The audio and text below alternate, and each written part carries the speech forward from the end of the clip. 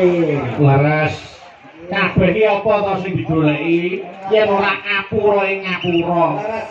Ana pinggete ngrasa antarane tangga siji lan sijine aja dilestarekke ning kudu ndang diilangke.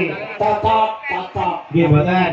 Napa-napa niku wong jenenge menungso yen isih urip mesti kedunungan salah lan dosa.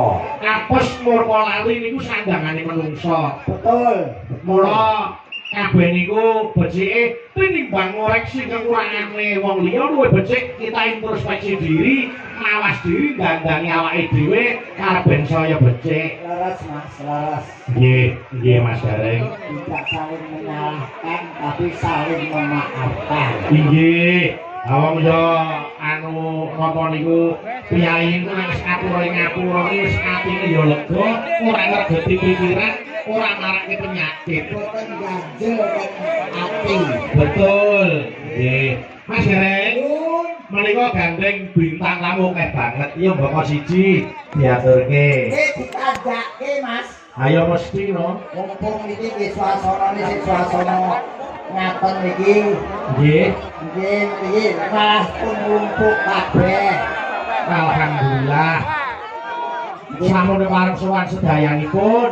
Nggih. Menika mbak-mbak Waranggono yang sedang naik daun kabeh. Nggih, naik daun bangsa ulut keket dadi naik daun. Ya ora kok ya. Nggih, bakune nembe dipun petang kalian para penonton. Leres. Nggih, Menika anu Mas Gareng aku tak nyuwun tulung sik. sinten Mas? Menika saking panjenengan Bapak Junedi ngatur para warga Kedung Salam minal aidin wal faizin. Banyak salah kami sekeluarga mohon maaf yang sebesar-besarnya. Nggih. Menika ngersakaken lagun Podang Kuning dening Mbak Lintang Kairo. Wah. Iki bukan kamu sing aduh papane. Kok adoh pamane kowe? Aduh asale Kairo. Oh iya. Kairo. Wis lintang saka Kairo sisan. Ulah, tapi kowe betah Nggih, iki. heeh. Iki betah Mbak Lintang, ayo mriki Mbak Lintang Kairo monggo jeneng ngedaki Mas Gareng ini metaran Mas Agil.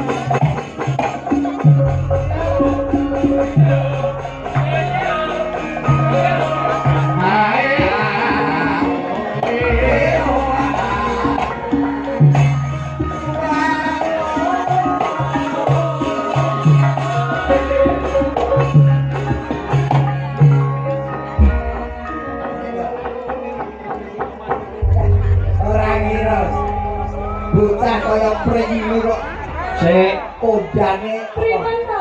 ngarane kaya pring maksud piye? Lah iki bocah cilik diri Lah kok emang pawakane ngene iki lho Pak De. pawak Pawaan. pawaan iki ora iso ninggal sekolah iki. Nggih. Sing penting ada cilik sehat ya, Bro. Sehat Pak De, alhamdulillah. Sik. Dimana ditepung piye kene jenengmu komplit sapa, Dok? Nggih saderengipun ngaturaken sedalu Kakang para bapak ibu sedaya Masya Allah. Niki kok takjub sekali penontonnya sangat banyak Pak De. Penontonnya uang kok banyak. Maksudnya niku Akeh banget niku lho. banget ngono. Lagi ampun banyak. Nggih awet saking mriko wau sampun Iki ora mung saka desa kene, uga desa tetangga padha mirsani bahkan di luar kecamatan pun sami. Saka Blitar enek, saka Surabaya enek, lengkap sana nggih. saka Jember enek. Tapi iki cocok karo Pak Junedi ning gelar tontonan. Amin. Ayo no. Nggih. Jenengmu sapa jenengmu? Kula Lintang Kairo. Komplite. Lintang Kairo. Tok Wis tok. tok. Lintang Kairo wis komplit kuwi. Sajane wonten lho Pak De. Apa? Dulu niku namanya Ubay Lintang Fatmarwari Ngalah Khairun. Panjang kok Pak De? Wis kuwi wae Lintang Kairo wae. Lintang Kairo ta? Sing diwongno angel ora tuwa. Lintang Kairo lintang ki lincah bocahe tanggapane rame. Nah, masa lho Pak De? Lho kok iki kaya amin. Ayo Mbak Lintang iki didongakne leluhur ya kudu amin no. Amin. Kok tembung ora enak. Apa nek salah lho? Didongakne leluhur ki wis podar e. Lah niku lak pikiran sampeyan sing kok arep kuwi piyai sepuh sing luhur bebudene ngoten lho. Sesuai ngoten lho Pak Ayo, Adi. sepuh kok luwur. Nggih. Padahal ya padha to Pak Adi. Yo ora beda. Anu Rita, isih sekolah, Duk, sayang. Kasih kelas tunggal SMA Samudra. SMA pundi, Mbak Lintang? SMA 1 Puncul Mas Dalang. SMA 1 Puncu. Nanti kalau dibersani Bapak Ibu gurune ben bangga, SMA ini ya ben bangga duwe murid yang berprestasi kaya Mbak Lintang kae lho. Tibake aku ya wis tuwa.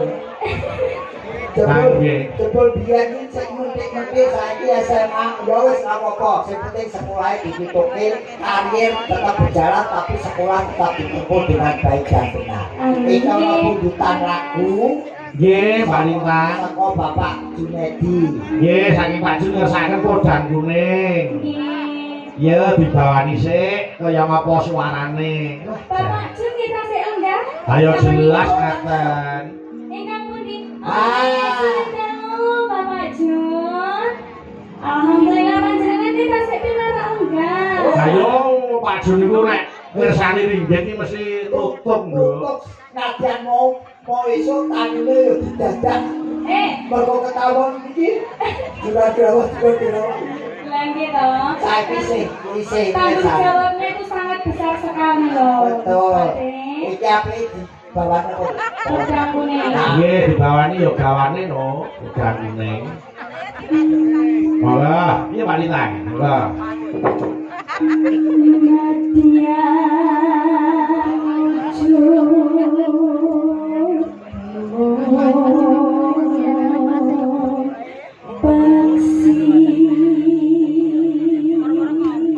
Suarane iso mbok kredit lho. Kowe tuh nyanyi sak nyanyian iki iso nggo ngangsul kendaraan. Ya ampun. Wes, luar biasa. Kasih ajar sami Pak De. Ajar yo njaluk sangu.